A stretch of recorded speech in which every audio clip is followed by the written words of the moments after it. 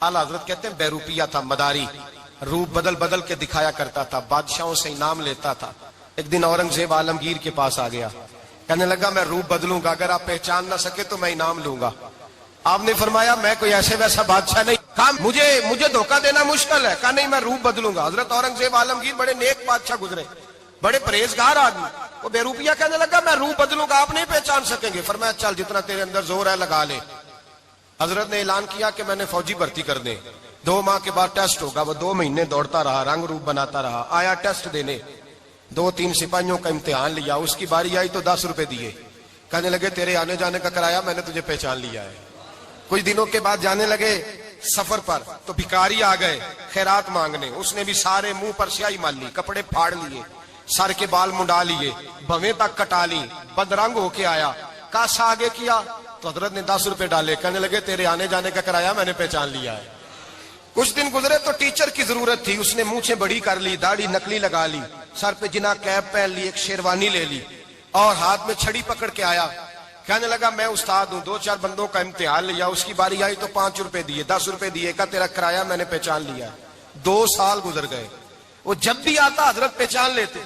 एक दिन सफर पे जा रहे थे, बहुत बड़ा लश्कर था, जिहाद करने जा रहे थे औरंगजेब आलमगीर, तो देखा एक पहाड़ी है, पहाड़ी पे लोग जा भी रहे हैं आ भी रहे। औरंगजेब आलमगीर पूछने लगे यहाँ क्या है, कहने लगे बाबा जी बैठे हैं दुआ करते हैं, अल्लाह के नेक बंदे हैं।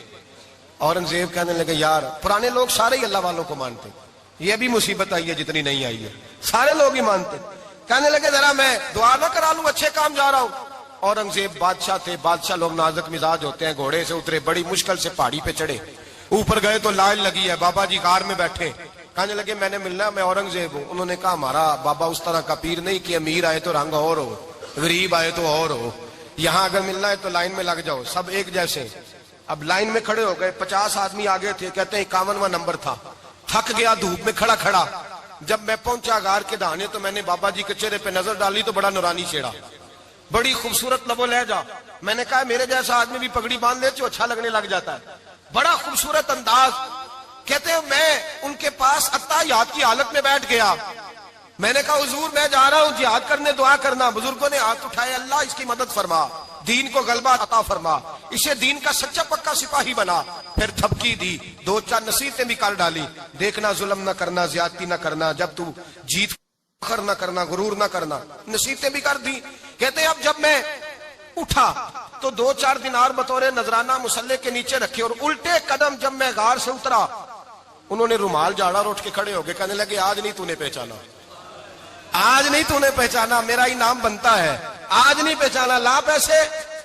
औरंगजेब कहने लगा यार तूने हद कर दी, कहां चढ़ा कहां खड़ा रहा, धूप में थक गया, कमाल कर दी भाई तूने, बता तू क्या लेगा, अब तो देख जल्दी बता, अब कितने लोग पीछे धूप में खड़े हैं, लश्कर सारा खड़ा है, क्या लेगा।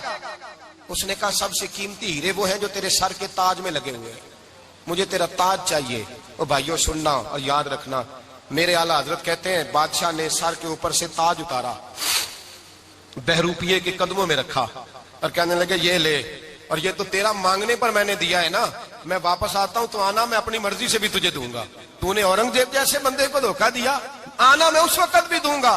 वो देख बस बात खत्म हो गई, हद हो गई।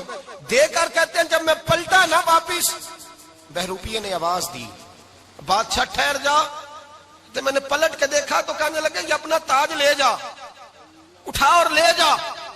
मैंने कहा 2 साल बीत गए तुझे मेहनत करते, आज काबू आया तो ले जाऊं, कहने लगा ले जा, मसला समझ में आ गया।